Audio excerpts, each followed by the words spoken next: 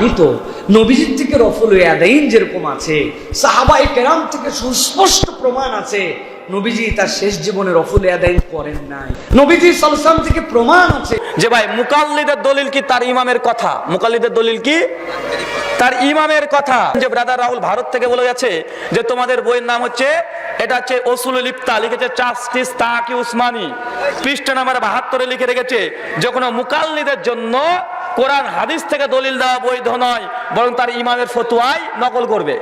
তাই কেউ যদি বলে রাফুল ইয়াদাইন মানসুখ বা হাদিস বুখারী মুসলিমে মানসুখ হয়েছে, তাকে বা দলিল দিতে হবে কি হবে না? একটা যৌক্তিক জবাব শুনে নেন ভাই। মদ খাওয়া আগে জায়েজ ছিল কি ছিল না? ছিল। সুনান তিরমিজি 3026 নম্বর হাদিস। তো মদ খাওয়া আগে জায়েজ ছিল, এখন মানসুখ কি মানসুখ না? এখন যদি কোনো ব্যক্তি মদ খায় বা বন্ধু, তার গুনাহ হবে কি হবে না? তার গুনাহ হবে না? অবশ্যই গুনাহ হবে। তাহলে বোঝা গেল যে মানসুখ হুকুমের উপরে আমল করলে গুনাহ হয় কি হয় না? গুনাহ হয়।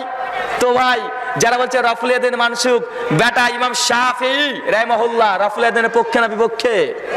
ইমাম আহমদ ইবনে হাম্বল রাহিমাহুল্লাহ রাফুল ইয়াদাইনের পক্ষে না বিপক্ষে? ইমাম মালিক রাহিমাহুল্লাহ রাফুল ইয়াদাইনের পক্ষে না বিপক্ষে? ইমাম আউজাই রাহিমাহুল্লাহ রাফুল ইয়াদাইনের পক্ষে না বিপক্ষে? আরে বেটা ইমাম বুখারী রাহিমাহুল্লাহ জুজুল রাফুল ইয়াদাইন বই রচনা করেছে যে রাফুল ইয়াদাইনের পক্ষে। তুমি বেটাকে তুমি বিপক্ষে বলছো? একটা চ্যালেঞ্জ করে বলা যাবে যে সালাফদের মধ্যে আল্লাহ রাসূলের পর থেকে 700 হিজরি পর্যন্ত একটা বই দেখান যেখানে বলা হয়েছে রাফুল ইয়াদাইন মানসুখ ইমাম তাহাবী বাদ দিয়ে। কে বাদ দিয়ে? ইমাম তাহাবী বাদ দিয়ে একজনকে দেখান যে রাফুল ইয়াদাইন মানসুখ বলেছে। দুই, আমরা সালাফ থেকে দেখাবো ইমাম বাইহাকি ইমাম বুখারী রাহিমাহুল্লাহ তিনি রাফুল ইয়াদাইনের পক্ষে বই লিখেছে। ইমাম মারওয়াজি রাহিমাহুল্লাহ তিনি 4 খণ্ডে রাফুল ইয়াদাইনের পক্ষে বই লিখেছে। ইমাম ইবনু কাইয়্যুম জাওযায়ী রাহিমাহুল্লাহ একটা রিসালা লিখেছে। অসংখ্য হাদিস আছে যে রাফুল ইয়াদাইনের পক্ষে বই লিখেছে।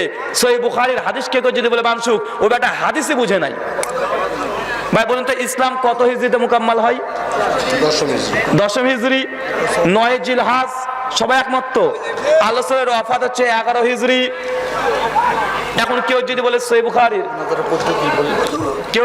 সহিহ বুখারীর হাদিসটাকে মানসুখ, তো ভাই প্রথম কথা সহিহ বুখারীর যিনি রাফুল ইয়াদাইনের পক্ষে হাদিস বর্ণনা করেছে তার নাম জানেন?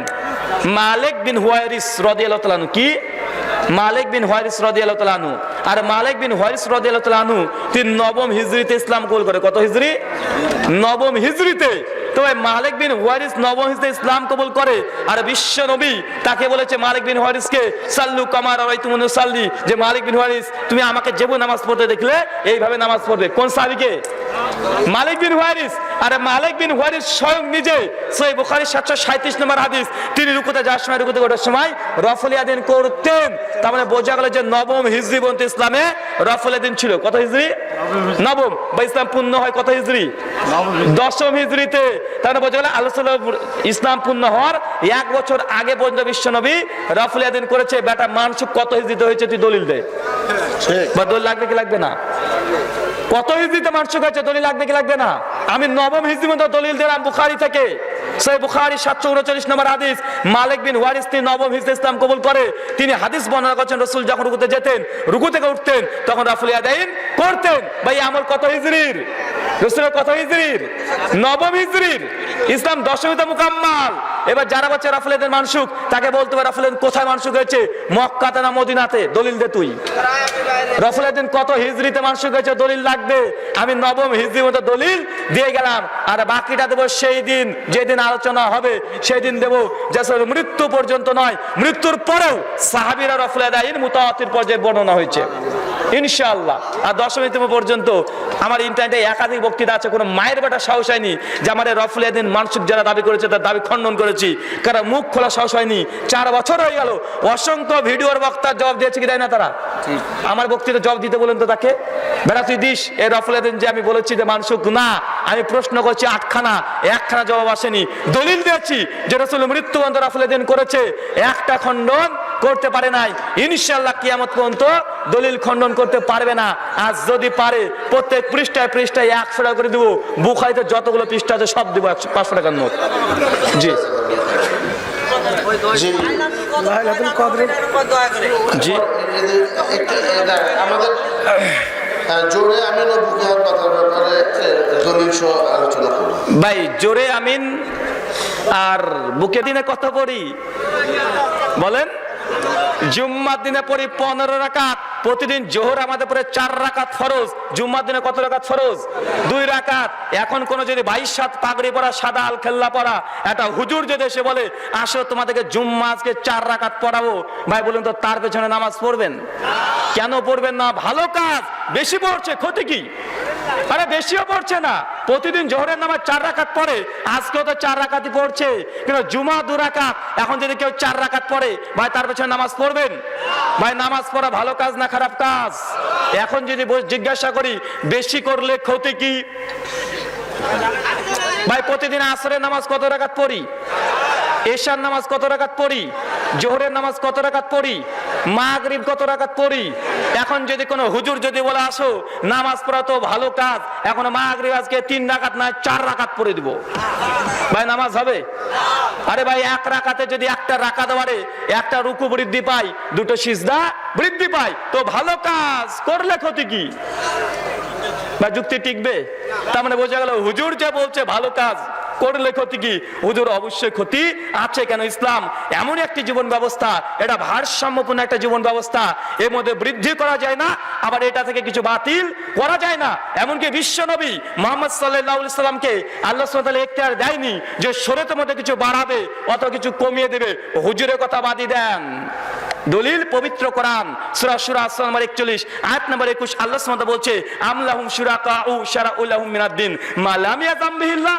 তাদের মধ্যে এমন কোন ব্যক্তি আছে কি যারা নিজেদের জন্য শরীয়ত রচনা করে মা লাম ইয়াযাম বিহিল্লাহ, অথচ আমি আল্লাহ তাকে শরীয়ত তৈরি করতে দিই নাই? আল্লাহ সুবহানাহু ওয়া তাআলার দাবি হচ্ছে এটা যে দিন বা এটা মানুষ তৈরি করে না আল্লাহ তৈরি করে? দিন তৈরি করার জিনিস নয়, দিন হচ্ছে নাজিল হওয়ার জিনিস। কি বললাম?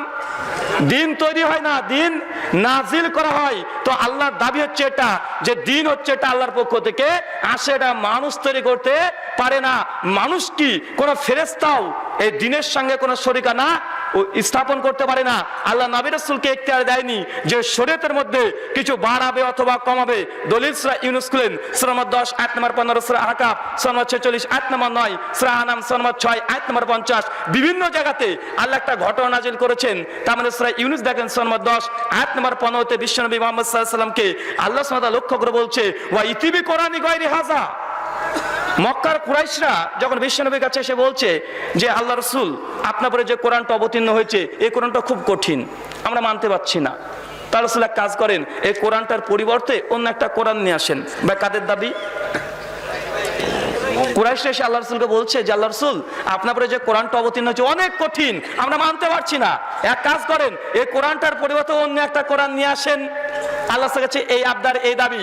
বিশ্বনবী তেমন কোনো কথা না বলে মাথাটাকে নিচু করে আছে, অতঃপর তারপরে আবারও তার তাগিদ দিচ্ছে। আর তারপরে আল্লাহ সুবহানাহু ওয়া তাআলা বলছে আউ বাদদিলহু, তারা এই অভিযোগ বা এই দাবি করেছিল গোটা কোরআনকে যদি পরিবর্তন করতে না পারেন তো কোরআনের অংশে মধ্যে কিছু কিছু পরিবর্তন ঘটিয়ে দিন, যেটা আমাদের জন্য কল্যাণ হবে, আমরা মানতে পারবো, আমাদের ইচ্ছে মতো হবে, আমাদের মর্জি মতো হবে। ভাই দাবি কারা করেছিল? কুরাইশরা দাবি করেছে যে কোরআনের মধ্যে কিছু পরিবর্তন করে দেন, আপনাকে রাসূল হিসেবে মেনে নেব, আমাদের জন্য কোরআন মানা খুব কঠিন। বিশ্বনবী পরিবর্তন করেছিলেন? জি না। আল্লাহ সুবহানাহু ওয়া তাআলা ওহী অবতীর্ণ করেছেন সূরা ইউনূস সূরা 10 আয়াত নম্বর 15। আল্লাহ বলছে মুহাম্মদ তুমি জানিয়ে দাও যে এখতিয়ার আল্লাহ আমাকে দেয়নি যে শরীয়তের মধ্যে কিছু বৃদ্ধি করব অথবা কিছু কমিয়ে দেব, বরং তুমি জানিয়ে দাও আন্না আত্তাবি ইল্লা মা হিওয়া ইলাই, বরং আমি তো তারই আনুগত্য করি যেটা আল্লাহ আমার উপর অবতীর্ণ করেন। ভাই বিশ্বনবী কিসের আনুগত্য করতেন? নিজের ইচ্ছে মতো না আল্লাহ যেটা অবতীর্ণ করতো সেটা? তো বিশ্বনবী বলছে আমি তো তারই আনুগত্য করি যেটা আমার রব আমার উপরে অবতীর্ণ করে, আর তোমরা বলছো যে পরিবর্তন করতে, এই এখতিয়ার আল্লাহ আমাকে দেয় নাই। সূরা নাজম সূরা 53 আয়াত নম্বর 3 এবং 4 আল্লাহ সুবহানাহু ওয়া তাআলা বলছে ওয়া মা ইয়ানতিকু আনিল হাওয়া ইন হুয়া ইল্লা ওয়াহয়ু ইউহা, যে বিশ্বনবী নিজের কল্পিত কোনো কথা বলে না, তাকে যেটা ওহী করা হয় তিনি মানুষের কাছে সেটাই ব্যক্ত করেন। ভাই বিশ্বনবী যদি এখতিয়ার না থাকে যে শরীয়তের মধ্যে কিছু বাড়াবে অথবা কমাবে, ভাই কোনো হুজুরের এখতিয়ার আছে? কোন পীর সাহেবের এখতিয়ার আছে? কোন আল্লামার অধিকার আছে যে শরীয়তের মধ্যে বাড়াবে বা কমাবে বা বেশি করলে ক্ষতি কি এই যুক্তি নিয়ে এসে শরীয়তকে বিকৃত করার অধিকার আছে? জি না। সকলেই একটা ঘটনা জানেন, ওই ঘটনা থেকে একটা দলিল উপস্থাপন করি। সহিহ বুখারী কিতাবুস সালাত হাদিস নাম্বার 349। ভাই গোটা বিশ্ব জগতের মধ্যে যতগুলো নবী রাসূল এসেছে সবচেয়ে মেজাজি রাসূলের নাম জানেন? খুব মেজাজ ছিল নবী মুসা আলাইহিস সালাতু ওয়াস সালাম, এতই মেজাজ সূরা কাসাস করলেন আয়াত নম্বর 15 থেকে 20 পর্যন্ত আল্লাহ ঘটনা বর্ণনা করেছে। মূসা আলাইহিস সালাম নিজের গোত্রে একটা গ্রামের মধ্যে নিজের গ্রাম থেকে তিনি আরেক জায়গায় যাচ্ছিলেন। হঠাৎই দেখছে মূসা আলাইহিস সালামের গোত্রের ভাইদের উপরে আক্রমণ করছে বা ঝামেলা করছে আরেক গোত্রের মানুষ এসে। আর মূসা আলাইহিস সালাম দেখছে যে নিজের ভাইদেরকে বিতর্ক করছে, ঝামেলা করছে। মূসা আলাইহিস সালাম গিয়ে মাঝখানে ঢুকে এক থাপ্পড়, কাকে বলেন তো, মানে অন্য গ্রামের অন্য গোত্রের একজন ব্যক্তিকে, বেটা ওখানে কেলে পড়ে মরে গেছে। ওখানে কে? মূসা আলাইহিস সালাম। এর নাম কি? এর নাম মূসা আলাইহিস সালাম। এত মেজাজ। শুধু এখানেই নয়, যখন মালিকুল মউত মৃত্যুর ফেরেশতা, সহিহ বুখারী খুলেন 1339 নম্বর হাদিস, আল্লাহ মালিকুল মউত বলছে যাও, মূসার সময় শেষ, এখন তার রূহটাকে কবজ করে নিয়ে আসো। তারপর যখন মালিকুল মউত মূসা আলাইহিস সালামের সামনে এসে দেখছে মালিকুল মউত, আর মূসা আলাইহিস সালাম তার দিকে লক্ষ্য করে আরেক থাপ্পড়। ভাই কাকে বলেন তো এবার? মূসা আলাইহিস সালাম কাকে মেরেছে? মালিকুল মউত, আজরাইল আমাদের ভাষাতে, মৃত্যুর ফেরেশতা, তাকে একটা থাপ্পড় মেরেছে। তার চোখটা অন্ধ হয়ে তার চোখটা বেরিয়ে পড়ে গেছে। ভাই এর নাম কি? এর নাম মূসা আলাইহিস সালাম। এত কিছু হওয়ার পরে মূসা আলাইহিস সালাম হঠাৎ আল্লাহকে বলছে, আল্লাহ এবার তোমাকে দেখবো। ভাই দাবি করে নাই? ইনশাআল্লাহ এই আলোচনা পরে আসবে। তো আমি বুঝাতে চাইলাম মূসা আলাইহিস সালাম এত বড় একজন নবী যার মেজাজ এত। সহিহ বুখারী 349 নম্বর হাদিস, বিশ্বনবী যখন আল্লাহ সুবহানাহু ওয়া তাআলার কাছে মেরাজে গেলেন, ফিরে আসছেন, কার সঙ্গে দেখা হয়েছিল? মূসা আলাইহিস সালামের সঙ্গে। মূসা আলাইহিস সালাম বলছে আপনার উম্মতের জন্য আল্লাহ কি বিধান আরোপ করেছে? আর আল্লাহ রাসূল বলছে ফারাজা খামসিন সালাতান, আমার উম্মতের জন্য আল্লাহ 50 ওয়াক্ত নামাজ দিয়েছে। কত ওয়াক্ত? 50 ওয়াক্ত। মূসা আলাইহিস সালাম বলছেন করেছেন কি? ফাইরজি ইলা রাব্বিক, যান ঘুরে যান আপনার রবের কাছে। কেন? আপনার উম্মত 50 ওয়াক্ত সালাত আদায় করতে পারবে না। ভাই কোথায় কথা চলছে বলেন তো? আসমানে, জমিনে না। কার সঙ্গে কার কথা চলছে? মূসার সঙ্গে বিশ্বনবীর কথা চলছে। আল্লাহ রাসূল বলছে 50 ওয়াক্ত নামাজ দিয়েছে, আর মূসা আলাইহিস সালাম বলছে যে তোমার উম্মত পারবে না, যাও কমিয়ে নিয়ে আসো। এখান থেকে 5টা শিক্ষণীয় বিষয় আছে। 1 নাম্বার বলি, ভাই মনে রাখবেন বিশ্বনবী সশরীরে মিরাজ করেছে, এই কথাটা সত্য কথা, এটা স্বপ্ন যোগে এমনটা নয়। বিশ্বনবী যে মিরাজ হয়েছে স্বপ্ন যোগে হয়েছে, আবার সশরীরেও হয়েছে। 2 নাম্বার, ভাই মূসা আলাইহিস সালামের মর্যাদা বেশি না আল্লাহ রাসূলের মর্যাদা বেশি? অবশ্যই বিশ্বনবীর মর্যাদা বেশি। তার মানে ঘটনা প্রমাণ করছে যে মূসা আলাইহিস সালামের চাইতে বিশ্বনবীর মর্যাদা বেশি। তারপরেও মূসা আলাইহিস সালাম বারবার আল্লাহ রাসূলকে একটা পরামর্শ দিচ্ছে, মানে পীর সাহেবকে মুরিদও পরামর্শ দিতে পারে। পীর যদি রেগে যায়, তুই কে রে, তোর কথা শুনবো, মানে জানবেন ভণ্ড। কথা বুঝাতে পারিনি ভাই। আল্লাহ রাসূলকে পরামর্শ কে দিচ্ছে? মূসা আলাইহিস সালাম। ভাই মূসা আলাইহিস সালামের মর্যাদা বেশি না আল্লাহ রাসূলের? আল্লাহ রাসূলের। তাহলে মুরিদ যদি পীরকে যদি বলে পীর সাহেব এটা আপনার ভুল হচ্ছে, আর পীর সাহেব যদি বলে তুই আমাকে এরকম কথা বলিস, যেমন ওটা পীর না, ওটা কে? শয়তান। এই ঘটনা প্রমাণ করে যে ছোটরা বড়দেরকে শিক্ষা দিতে পারে, তাদেরও ভুল হতে পারে, সংশোধন করে দিতে পারে, নসিহত দিতে পারে, পরামর্শ দিতেও পারে। 3 নাম্বার দলিল এখানে, ভাই মূসা আলাইহিস সালাম তিনি বলছেন যে কত ওয়াক্ত? 50 ওয়াক্ত। ভাই আর মূসা আলাইহিস সালাম বলছে আপনার উম্মত পারবে না, মানে বোঝা গেল আল্লাহ রাসূল আলেমুল গায়েব নন। কথা ধরতে পারেন না এখনো? আল্লাহ রাসূল যদি আলেমুল গায়েব হতেন, তো আল্লাহ যখন 50 ওয়াক্ত নামাজ দিয়েছে, তা আল্লাহ রাসূল হাসতে হাসতে চলে আসছে, যে প্রথম আসমান চলে এসেছে। যদি তিনি স্পষ্ট আলেমুল গায়েব হতেন, তো আল্লাহকে প্রথমত আল্লাহ আমার উম্মত পারবে না, আল্লাহ তুমি কমিয়ে দাও। যদি তিনি উম্মতের খোঁজ রাখতেন, তাহলে বোঝা গেল বিশ্বনবী আলেমুল গায়েব নন। এখন প্রশ্ন একটা আসতে পারে, তাহলে মূসা আলাইহিস সালাম নিশ্চয়ই আলেমুল গায়েব, তাহলে মূসা আলাইহিস সালাম জানলেন কিভাবে উম্মত পারবে না? ভাই প্রশ্ন আসে কি আসে না? ভাই মূসা আলাইহিস সালাম আলেমুল গায়েব নয়, বরং মূসা আলাইহিস সালাম আল্লাহ রাসূলের পূর্বে পৃথিবীতে এসেছিল কি আসে নাই? তিনি বাস্তব অভিজ্ঞতা দেখেছে যে মানুষগুলো 50টা দূরের কথা, আরে 1 ওয়াক্ত নামাজ পড়বে না, এটা বাস্তব অভিজ্ঞতা পৃথিবীর, ওটা আসমানে কাজে লাগিয়েছে। কথা বুঝতে পারছেন কি? আর সর্বশেষ পয়েন্ট, যে কোনো নবী রাসূল তার শরীয়ত তৈরি করতে পারে না, বৃদ্ধি করতে পারে না, তার জ্বলন্ত প্রমাণ নামাজ ছিল 50 ওয়াক্ত। মূসা আলাইহিস সালাম ফাইরজি ইলা রাব্বিক, আপনি ঘুরে যান আপনার রবের কাছে, নামাজকে কমিয়ে না আসেন। এবার আপনার কাছে প্রশ্ন, ভাবুন তো মূসা আলাইহিস সালাম আর আল্লাহ রাসূল এত বড় একজন মর্যাদাবান ব্যক্তিত্ব, শরীয়ত যদি নবীদের ইচ্ছে মতো কম বেশি করা হতো, তো বারবার বিশ্ব নবীকে আল্লাহর কাছে যাওয়ার কি দরকার ছিল? যদি কমাতে পারতো, তো মূসা আলাইহিস সালাম আর আল্লাহ রাসূল দুজনে আসমানে বসে কমিয়ে নিত। আল্লাহ 50 দিয়েছে, তো কি হয়েছে? উম্মত পারবে না, পাস করে দিব।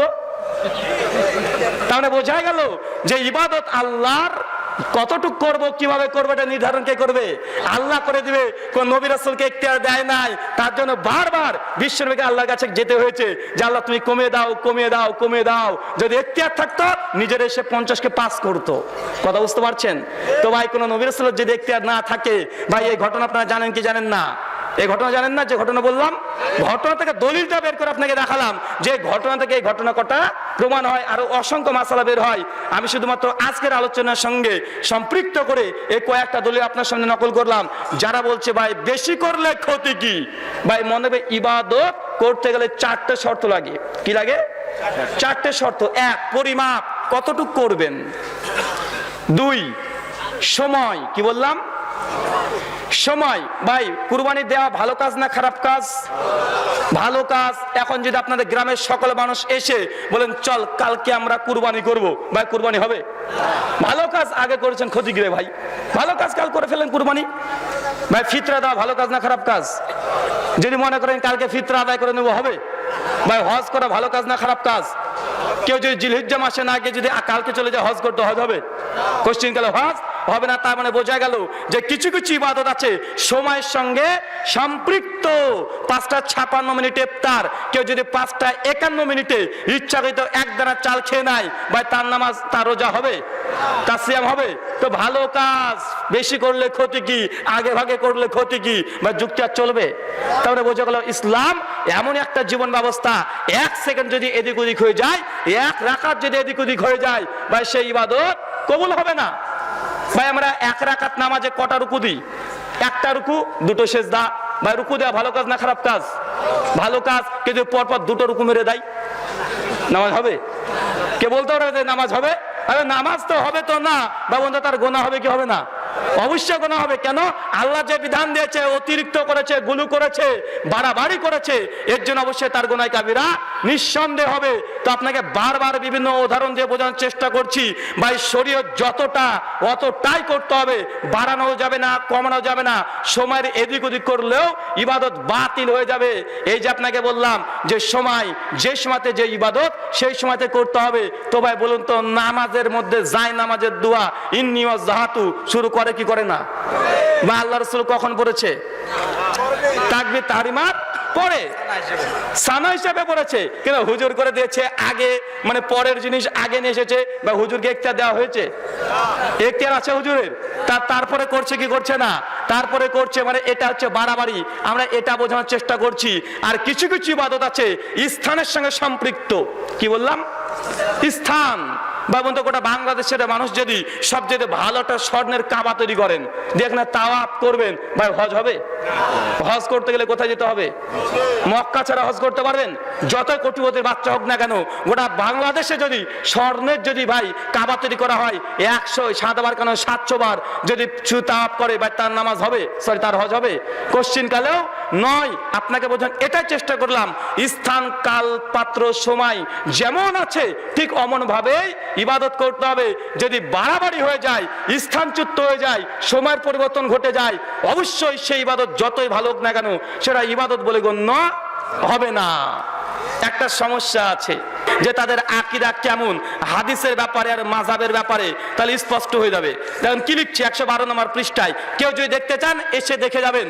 আপনাদেরকে দেখানোর জন্য বইটা নিয়ে এসেছি। একটা শব্দ যদি উল্টাপাল্টা পান তো ভাই আপনার যাই কথা বলবেন সেটা মানতে আমি রাজি আছি।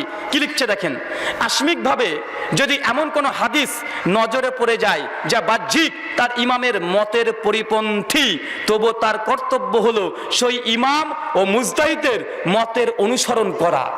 বলুন নাউযুবিল্লাহ মিন যালিক। লেখক লিখছে যে মাযহাব কেমন ভাবে মানতে হবে। বলছেন যে আপনি একটা হাদিস পড়ছেন, পড়তে পড়তে দেখছেন বাহ্যিকভাবে হাদিসটা মাযহাবের ইমামের বিরুদ্ধে চলে গেছে। তখন লেখক বলছে যে হাদিসকে বাদ দাও, তোমার ইমামের কথাটাকে মেনে নাও। বলুন নাউযুবিল্লাহ মিন যালিক। দেখেন আরো তারপরে কি লিখছে দেখেন, আশ্চর্য হয়ে যাবেন, মানুষকে বোকা পেয়েছে। কি লিখছে দেখেন, আর আলোচ্য হাদিস সম্পর্কে এই বিশ্বাস রাখিবে যে আমি এর মর্ম অর্থ বুঝতে পারিনি, অথবা আমার ইমামের কাছে নিশ্চয় এর বিপরীতে অনেক শক্তিশালী দলিল আছে। উনি মানে কি বোঝাতে চাইছেন জানেন, যে একজন আলেম বুখারী দাস দিচ্ছে 725 নম্বর হাদিসে এসেছে, মালিক বিন হুয়াইরিসের হাদিস, রাসূল যখন রুকুতে যেতেন, রুকু থেকে উঠতেন, তখন রাফুল ইয়াদাইন করতেন। এখন দেখছে একজন আলেম মানুষ, আরে বুখারীতে তো রাফুল ইয়াদাইন হাদিস, তিন রকম ফতোয়া দিচ্ছে কি, যদি বাহ্যিক তোমার মাযহাবের পরিপন্থী যদি সহিহ হাদিস চলে আসে, তবে একজন আলেম বা সাধারণ মানুষের কথা বলেনি, কার কথা? আলেম উক্ত হাদিসের উপরে আমল করতে পারবে না। ভাই কার? সাধারণ মানুষ। রাখালের কথা বলেছে, মুরগি আলার কথা বলেছে? জি না, কার কথা? আলেমের কথা। যে আলেম হলেও তারপর উক্ত হাদিসের উপরে আমল করতে পারবে না, বরং মাযহাবের ইমামের ওপরেই আমল করতে হবে। ভাই বলুন তো কোন মুসলিমে দাবি করতে পারে? কোশ্চিন কালেও নয়। আরেকটা বই আছে, ইমাম মানবো কেন, মানে মাযহাব বা ইমাম কেন মানবো, বইটার 39 নম্বর পৃষ্ঠা আর 40 নম্বর পৃষ্ঠায় ঠিক একই ধরনের কথা লিখেছে। দেখেন, মার্ক করা আছে, যা দেখতে চান দেখতে পারেন। আর ক্যামেরাম্যান একটু দাঁড়ান তো ভাই, ক্যামেরাম্যান দাঁড়ান, জুম করবেন বইগুলোকে, যেন আমার দোষ না হয়। জুম করে দেখিয়ে দেবেন বইটা, যে তাদের বই। তা লিখছে, ইমাম মুজতাহিদের কথার খেলাফ কোন হাদিস পেলে একজন সাধারণ আলেম, কি ভাই, আলেমের জন্য ইমামের রায় ছেড়ে হাদিসের উপরে আমল করার অনুমতি নেই। কি বলছে? আলেমের কাছে, কিন্তু আপনার আমার মত মানুষের কাছে নয়। বলছে ইমাম মুজতাহিদের কথার খিলাফ যদি কোনো সহিহ হাদিস চলে আসে একজন আলেমের কাছে, তবু উক্ত হাদিসের উপরে আমল করা জায়েজ নয়, বরং ইমাম আবু হানিফা রাহিমাহুল্লাহকে প্রাধান্য দিতে হবে। ভাই বলুন তো, এটা গুলুফিদ্দিন, এটা ধর্মের মধ্যে বাড়াবাড়ি কি বাড়াবাড়ি নয়? অবশ্যই এটা বাড়াবাড়ি। ভাই তাদের কথা এই ধরনের আমি কয়েকশো আপনাদের সামনে নকল করতে পারি। ভাই শুধুমাত্র আপনার বাংলাদেশ থেকে যে কটা বই বের হয়েছে, আমি সেই কটা বই থেকে আপনাদেরকে রেফারেন্সগুলো দিচ্ছি, যেন আপনারা বুঝতে পারেন যে তাদের মাযহাব বা মানার মানে তাদের কাছে কোরআন এবং হাদিস মূলত দলিল না। কি বললাম? তাদের নিকটে কোরআন আর হাদিস দলিল না। দলিল কোনটা জানেন? ইমাম আবু হানিফা রাহিমাহুল্লাহর ফতোয়া। কি বললাম? তাদের নিকটে কোরআন হাদিসের কোনো মূল্য নাই। কিসের মূল্য আছে? ইমাম আবু হানিফা রাহিমাহুল্লাহর ফতোয়া। ভাই বইটার নাম হচ্ছে জা আল হক। কি বললাম? জা আল হক, 3য় খণ্ড 50। পরিষ্কার ভাই কি লিখছে দেখেন, যে ইমাম আবু হানিফা রাহিমাহুল্লাহর ফতোয়ার কত মূল্য তারা দেয়, স্পষ্ট তাদের দাবি দেখেন। এর বিভিন্ন জবাব আমরা বরাবর দিয়ে এসেছি। এখন একটা মীমাংসাপূর্ণ আলোচনা করছি, আর সেটা হলো আমাদের দলিল তো রিওয়ায়াত বা হাদিসগুলো নয়, আমাদের মূল দলিল তো ইমাম আবু হানিফার নির্দেশ। বলুন নাউজুবিল্লাহ মিন জালিক। কি বলছেন? বলছে আমাদের নিকটে কোরআন হাদিস যে দলিলগুলো দিচ্ছ, এই দলিলগুলো আমাদের দলিল নয়। আরে আমাদের দলিল তো ইমাম আবু হানিফা রাহিমাহুল্লাহ যে কথা বলেছে ওটাই আমাদের জন্য দলিল। বলেন তো ভাই, তারা ইমাম আবু হানিফা রাহিমাহুল্লাহকে নিয়ে বাড়াবাড়ি করছে কি করছে না? এটা গুলুফির দিন কি দিন নয়? এটা ধর্মের মধ্যে বাড়াবাড়ি কি বাড়াবাড়ি নয়? ভাই আমরা এই জন্য বলি, মানুষ মনে করে আমরা ইমাম আবু হানিফা রাহিমাহুল্লাহর বিরুদ্ধে বলি, কোশ্চিন কালেও নয় কোন আহলে হাদিস সেই ইমাম আবু হানিফার বিরুদ্ধে কথা বলতে পারে না। আমরা মনে করি ইমাম আবু হানিফা, ইমাম শাফিঈ, ইমাম মালিক, ইমাম আহমদ ইবনে হাম্বল রাহিমাহুল্লাহ, আল্লাহ সুবহানাহু ওয়া তাআলা চারজন ইমামের উপরে আল্লাহ যেন খুশি হয়, জান্নাতুল ফেরদৌস দান করে, বলেন আমিন। আমরা মনে করি এই চার ইমামকে ভালোবাসা একজন ইমানদার ব্যক্তির ইমানের দাবি রাখে। যদি কোনো ব্যক্তি চার ইমামের সঙ্গে শত্রুতা পোষণ করে, আমরা আহলে হাদিস ঘোষণা দিই যে আমরা তার সঙ্গে শত্রুতা ঘোষণা করি, আমরা তার সঙ্গে শত্রুতা করি। যে ইমাম আবু হানিফার বিরুদ্ধে কথা বলে, আমাদের সঙ্গে ইমাম আবু হানিফা রাহিমাহুল্লাহর কোনো সমালোচনা আমরা করি না, শত্রুতা পোষণ করি না, বরং তাদের সঙ্গে আমাদের শত্রুতা আছে যারা বলে যে ইমাম আবু হানিফা রাহিমাহুল্লাহর ফতোয়া যদি হাদিস বিরোধী হয়ে যায়, ইমাম আবু হানিফার ফতোয়াকে মানতে হবে, হাদিসকে বাদ দিতে হবে। শত্রুতা এদের সঙ্গে আছে। অথচ ইমাম আবু হানিফা রাহিমাহুল্লাহ বলছেন, ইমাম কাজী ইউসুফ রাহিমাহুল্লাহ 181 দিয়ে মৃত্যুবরণ করে, ইমাম আবু হানিফার ছাত্রের নাম কাজী ইউসুফ। তিনি বলছেন ইমাম আবু হানিফা রাহিমাহুল্লাহকে যে শাহ আপনার কোন ফতোয়া যদি কোরআনের বিরুদ্ধে চলে যায় আমরা কি করব? ইমাম আবু হানিফা রাহিমাহুল্লাহ বলছে কোরআনকে আঁকড়ে ধরো, আমার ফতোয়াকে দেওয়ালে নিক্ষেপ করো।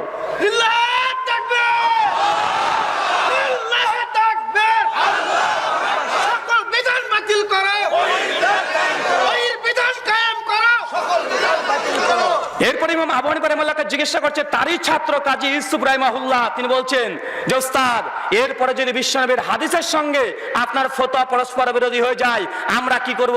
তারপরে ইমাম আবু হানিফা রাহিমাহুল্লাহ বলছে যে রাসূলের হাদিস তোমরা গ্রহণ করো আর আমার কথা আবু হানিফার কথা দেওয়ালে নিক্ষেপ করো। ভাইটা ইমাম আবু হানিফা রাহিমাহুল্লাহর মত। আর তাদের মত কি? তারা বলছে যে আমার কথা মানে হাদিস যদি ইমাম আবু হানিফার বিরুদ্ধে চলে যায় তো ইমাম আবু হানিফা রাহিমাহুল্লাহকে মানতে হবে, হাদিসকে বাদ দিতে হবে। বলো নাউজুবিল্লাহ। ভাই বন্ধু, তাদের মত আর ইমাম আবু হানিফা রাহিমাহুল্লাহর ফতোয়া এক আছে? ভাই আমরা ইমাম আবু হানিফা রাহিমাহুল্লাহকে সবচেয়ে বেশি ভালোবাসি, তিনি যেমন ভাবে বলেছেন আমরা ঠিক তেমন ভাবে মানি। আর একটা বই দেখাই ভাই, বই দেখাতে গেলে অসংখ্য বই দেখানো যাবে। এই বইটার নাম হচ্ছে ইরফানের শরিয়াত, আহমেদ রেজা খানের লেখা। তিনি বইটার মধ্যে কি লিখছে দেখবেন, আশ্চর্য হয়ে যাবেন। এবার এমন কথা লিখে দিয়েছে একদম ছক্কা মেরেছে। এতক্ষণ 4 চলছিল, এবার এক ধাপে 6। 112 নম্বর পৃষ্ঠা ইরফানের শরিয়াত। ভাই আপনাদেরকে বাংলা বই কেন দেখাচ্ছি জানেন?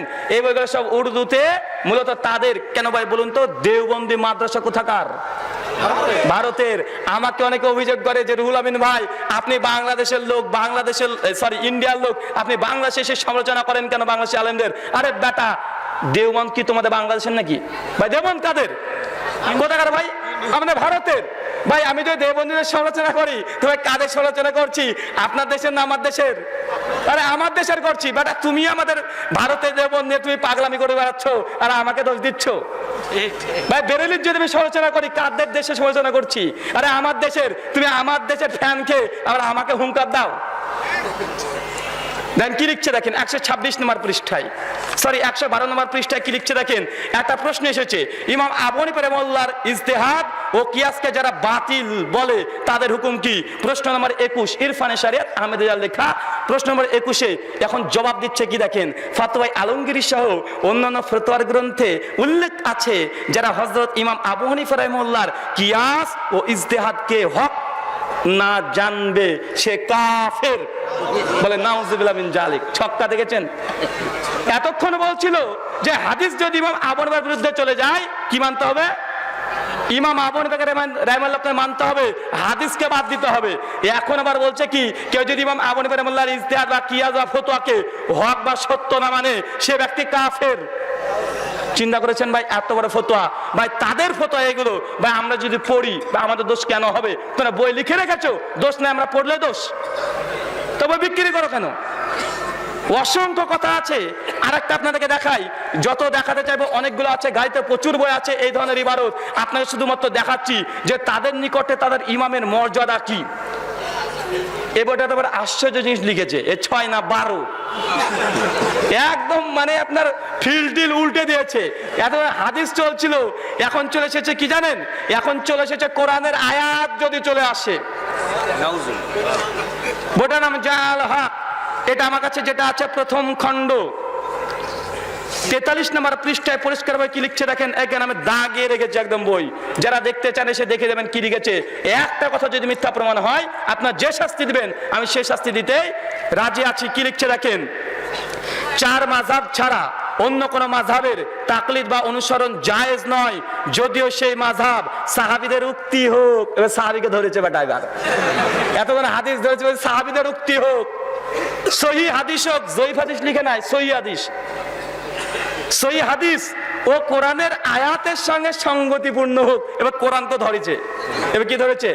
বলে সাহাবীকে, তবে সহিহ হাদিস এবং কোরআনের আয়াতের সঙ্গে সঙ্গতিপূর্ণ হয়। যে 4 মাযহাবের কোন একটা অনুসারী নয় সে পথভ্রষ্ট এবং পথভ্রষ্টকারী। চিন্তা করেছেন? পরিষ্কার বলছে মাযহাবের খিলাফ যদি সাহাবীদের আমল চলে আসে মানা যাবে না, মাযহাবের খিলাফ যদি কোরআনের আয়াত চলে আসে মানা যাবে না, মাযহাবের খিলাফ যে রাসূলের হাদিস চলে আসে তবুও মানা যাবে না। ভাই তারপরে ইমানের দাবিদার, এরপরে ইমানের দাবিদার। আর বেটা আমাদেরকে তোমরা বলো আমরা ইহুদি খ্রিস্টানের দালাল। বা তোমাদের বই কি লিখে রয়েছে যে মাযহাবের বিরুদ্ধে কোরআন চলে আসলে কোরআন মানা যাবে না, হাদিস মানা যাবে না, সাহাবীদের আমল মানা যাবে না, আর আমাদেরকে বলছে ইহুদি খ্রিস্টানের দালাল। আশ্চর্য দুনিয়া। একটু আসেন পীরের অপারেশন হোক, রাজি আছেন? বাংলাদেশে একটা পীর আছে, আরে ভাই এত বড় ভুড়ি, রায়ান ভাইয়ের 2 ডবল হবে। রায়ান ভাই আছে, ইনার 2 ডবল হবে। পীরের নাম কি? দেওয়ানবাগী পীর, বেটা শয়তান। কিছুদিন আগে দাবি করেছে যে তার মুরিদকে সামনে রেখে, বাবা তোদেরকে যদি আমি বলি যে নবীজির কন্যা ফাতেমা, মা ফাতেমার বউ, তোরা কি বিশ্বাস করবি? আর মুরিদ শয়তানগুলো বলছে আমরা বিশ্বাস করব। ভাই ভিডিও দেখেন নাই? আপনাদের বাংলাদেশের ভিডিও বাংলাতে আছে। হুজুর শুধু বলে যে আরবি আরবি, আরে এগুলো বাংলা দেখাচ্ছি, তোমাদেরই লেখা। ভাই তারা আরবিতে কিতাব লিখেছে না বাংলাতে লিখেছে? বাংলাতে। বক্তৃতা আরবিতে দেয় না বাংলাতে দেয়? বাংলাতে। তো বাংলা বলেছে, বাংলা দিয়ে তোমাকে অ্যান্টিভেনাম দেওয়া হচ্ছে, তুমি কতক্ষণ নিতে পারে দেখো। তো এই পীরের দাবি যে নবীজির কন্যা ফাতেমার সঙ্গে নাকি তার বিবাহ হয়েছে, ওটা নাকি তার বউ। নাউজুবিল্লাহ মিন জালিক। এখন বলতে পারেন ওটা তো ভণ্ড পীর, ওটা ভণ্ড পীর, এই পীরগুলো শয়তান। তবে হাক্কানি পীর যারা আছে তাদের কথা মানতে হবে, তাদের কথা মানাটা জরুরত। ভাই দাবি করে কি করে না? বাংলাদেশে হাক্কানি পীরের নাম কি? দেখেন আপনারা বলে দিলেন চরমোনাই পীর, বলেছেন তো নাকি ভাই? বাংলাদেশের হাক্কানি পীরের নাম কি? চরমোনাই পীর, ব্যাকেটে পাখা। আমি একটা কথা মনে মনে ভাবি যে পীর সাহেব যদি এত ক্ষমতা হয় তো ভোটে কেন জিততে পারে না? এত যদি কারামত হয় তবে ভোটে কেন জিততে পারে না? মাসে দাঁড়ে দাঁড়ে যেতে হয়। ভাই এখানে পীরের কারামতি চলে না, পীর সাহেবের ঘরের মধ্যেও কারামতি চলে না, শুধু চলে আল্লাহর কাছে আর রসুলের কাছে। কোথায়? আল্লাহর কাছে আর রসুলের কাছে। কেন? কয়েকটা ঘটনা পড়বো, রাগ করবেন। কার? চরমোনাই পীর সাহেবের বই, বইটার নাম হচ্ছে আল্লামা সৈয়দ মোহাম্মদ ইসহাক রহমাল্লাহ রচনাবলী দ্বিতীয় খণ্ড। বা বইটা আমার, বইটার ঠিকানা যেখান থেকে কিনেছি দেখেন, মাহমুদ পাবলিকেশন, 38-3 বাংলা বাজার, Dhaka 1100। Phone number 71233924, mobile number 01715441557। এটা কাদের বই? ঠিকানা দিয়েছি, এটা তাদের বই। বইয়ের মধ্যে একটা ঘটনা আছে দেখেন। এবার পীর সাহেব 6-12 না, একদম 24 মেরেছে। এতক্ষণ ইমাম সাহেবদের 6 মেরেছে আর 12, এবার 24 মেরে দিয়েছে। দেখেন তাদের আকীদা, তাদের বিশ্বাস দেখেন যে পীরকে কিভাবে মানতে হবে, ইমামকে কিভাবে মানতে হবে। এর মধ্যে বইয়ের মধ্যে একটা অংশ আছে, নাম হচ্ছে আশেকে মাশুক। কি বললাম? আশেকে মাশুক। এই বইটার পৃষ্ঠা নাম্বার 35। কত? পৃষ্ঠা নাম্বার 35-এ কি লিখছে দেখেন। দেখেন দাগানো আছে। ভাই কেউ যদি চরমোনাই মুরিদ হয়ে থাকেন বা আপনার সঙ্গে আমার শত্রুতা নেই, আমার শত্রুতা আছে বই লেখকের সঙ্গে। কার সঙ্গে? বই লেখকের সঙ্গে। কেন? এই কথা যদি কেউ লেখে আর কেউ যদি বিশ্বাস করে, ভাই সে ব্যক্তি মুসলিম থাকতে পারবে কি? দেখেন আগে আপনি নিজেই বলবেন। কি লিখছে দেখেন। পীর সাহেব কেবলা যখন যে আদেশ করিবেন তাহাতে কোনো প্রকার কিলোকাল, কিলোকাল হচ্ছে ফার্সি শব্দ, মানে আপত্তি, কোন রকম কিলোকাল না করিয়া, অর্থাৎ নিরাপত্তিতে তা করিতে তাকিবেন, করিতে তাকিবেন। আরে বেটা থাকিবেন কে তাকিবেন লিখেছেন। হাফেজ রহিমাহুল্লাহ ফরমায়াছেন, কামেল পীরের আদেশ পাইলে নাপাক শারাব, শারাব মানে বোঝেন? শারাব মানে মদ। কি লিখছে? কামেল পীরের আদেশ পাইলে নাপাক মদ দ্বারাও যাই নামাজ রঙিল করিয়া তাহাতে নামাজ পড়ো। বলে নাউজুবিল্লাহ মিন জালিক। ভাই কার বই? আমার বই। এটা কার বই? হাক্কানি পীর। এটা যদি হাক্কানি পীর হয়, ভণ্ডগুলোর অবস্থা কি? ভণ্ডগুলো ধরলাম না এই জন্য, যাকে ভালো মালটাকে ধরে দেখি তার অবস্থা কি। পরিষ্কার ভাবে লিখছে যে কামেল পীরের আদেশ পাইলে নাপাক মদ দ্বারা ভাই যাই নামাজ এটাকে ভিজিয়ে রঙিল করিয়া তাহাতে নামাজ পড়ো। যদি না মানো মুরিদি টিকবে না।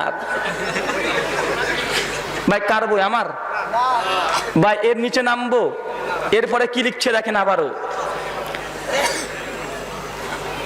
এবার লেখেন কি লিখছে। অর্থাৎ শরীয়তে কামেল পীর সাহেব যদি এমন কোন হুকুম দেন যা প্রকাশ্য তার শরীয়তের খেলাফ হয়, তবু তুমি তাহা নিরাপত্তিতে আদায় করিবে। বলো নাউজুবিল্লাহ মিন জালিক। পীর সাহেব তার মুরিদকে বলতে যাচ্ছে যে পীর যদি তোমাকে এমন কোন নসিহত করে, এমন কোন আদেশ করে যেটা দেখছো এটা শরীয়তের প্রকাশ্য বিরোধী, তারপরেও তুমি সেটার উপরে আমল করবে। যদি না করো তোমার মুরিদি টিকবে না। এরপরে লিখতে লিখতে শেষ পর্যন্ত লিখছে যে কোনো পীর যদি বলে যে অমুক মেয়েটার সঙ্গে জেনা করো, তোমাকে জেনা করতে হবে। চিন্তা করেন বেশ্যা খারাপগুলো সব জায়েজ হয়ে গেছে। এবার খারাপ ভাষাটা বললাম না, যে তাদের এই ফতোয়াতে ভাই বলুন তো শরীয়তের বিরোধী যদি কোনো ফতোয়া থাকে তারা বলছে মানতে হবে। বা এটা কোনো মুসলিম বলতে পারে? বা এটা কোন পীরের কথা? এটা হাক্কানি পীর, এটা ভণ্ড পীরের কথা বলছি না ভাই, আশ্চর্য হয়ে যাবেন। গোটা বই থেকে যদি এমন দলিল পেশ করতে শুরু করি, একাধিক বই, ভাই তারা আমাদেরকে আবার ইহুদি খ্রিস্টানের দালাল বলছে কি বলছে না? বলে না ভাই, আমাদেরকে বলছে ইহুদি খ্রিস্টানের দালাল। ভাই এটার জবাব দেওয়ার দরকার আছে না নাই? জবাব দেবো, আর দুটো জবাব দিব, তারপরে ইনশাআল্লাহ প্রশ্ন উত্তরের মধ্যে চলে যাব। মানুষ যে ধর্ম নিয়ে বাড়াবাড়ি করছে, আর ভাই তাদের মধ্যে যেগুলো আছে আমাদেরকে দেয়, ভাই একটা অভিযোগ আমাদেরকে বলে ওয়াহাবি। কি বলে? বলে কি বলে না? আসেন ওয়াহাবি কারা একটু আমরা দেখি। ওয়াহাবি কেন বলা হয় জানেন? 1703 খ্রিস্টাব্দে 1115 হিজরি একজন ব্যক্তি সৌদি আরবে জন্মগ্রহণ করে, তার নাম হচ্ছে মোহাম্মদ ইবনু আব্দুল ওয়াহাব। তিনি নাজাদে জন্মগ্রহণ করে, তার জন্য বলা হয় নাজদি। কথা বুঝতে পারছেন? মোহাম্মদ ইবনু আব্দুল ওয়াহাব 1703 খ্রিস্টাব্দ 1115 হিজরিতে জন্মগ্রহণ করে। কোথায়? সৌদি আরবে, নাজাদ একটা জায়গাতে। সেই সময় সৌদি আরবে আজ থেকে 300 বছর আগে মানুষ শিরক আর বিদআতের মধ্যে নিমজ্জিত ছিল। মানুষ সেই সময় বিভিন্ন কবর মাজার তৈরি করেছিল। ভারত, বাংলাদেশ, পাকিস্তান যেমন কবর পূজা চলছে এখন, ঠিক সৌদি আরবে 300 বছর আগে এই দৃশ্য ছিল। আল্লাহ সুবহানাহু ওয়া তাআলা যখন এই মোহাম্মদ ইবনে আব্দুল ওয়াহাবকে পৃথিবীতে পাঠান, তারপর তিনি তৌহিদের বোম বাস্ট করে যত মানুষ আছে প্রত্যেকটা মানুষকে তৌহিদের দাওয়াত দিতে থাকে, আর যতগুলো উঁচু কবর মাজার ছিল সবগুলোকে ভেঙে চৌচির করে দিয়েছিল। ভাই যে ভেঙে চৌচির করেছিল তার নাম কি? মোহাম্মদ ইবনে আব্দুল ওয়াহাব। তার জন্য ভারত, বাংলাদেশ, পাকিস্তানে যেসব আলেম ওলেমারা কবর এবং মাজারের বিরুদ্ধে কথা বলে, আমাদেরকে এই জন্য ওয়াহাবি বলে। কথা বোঝাতে পারিনি কেন বলে ওয়াহাবি? যেহেতু ওই যে আব্দুল ওয়াহাব নাজদি ও কবর মাজার ভেঙেছিল, আর আমরাও বাংলাদেশে, ভারতে, পাকিস্তানে কবর মাজারের বিরুদ্ধে বলি, এর জন্য ওই ব্যক্তির নামের সঙ্গে নিসবাত করে আমাদেরকে কি বলা হয়? ওয়াহাবি। এবার আসেন একটা অ্যান্টিভেনাম জবাব। ভাই আমাদেরকে যে ওয়াহাবি বলছে, ভাই ওই ব্যক্তির নাম কি ছিল? মোহাম্মদ ইবনু আব্দুল ওয়াহাব। ভাই আপনাদের মধ্যে কারা লাদেনকে দেখেছেন? একটু হাত তোলেন তো। ছবিতে কারা দেখেছেন? হাত তোলেন। ছবিতে আপনারা দেখেছেন? ভাই আপনারা যারা বলছেন লাদেনকে দেখেছেন, লাদেনকে কেউ দেখেননি। যাকে দেখেছেন ওর নাম ওসামা। ওর সম্পূর্ণ নাম কি?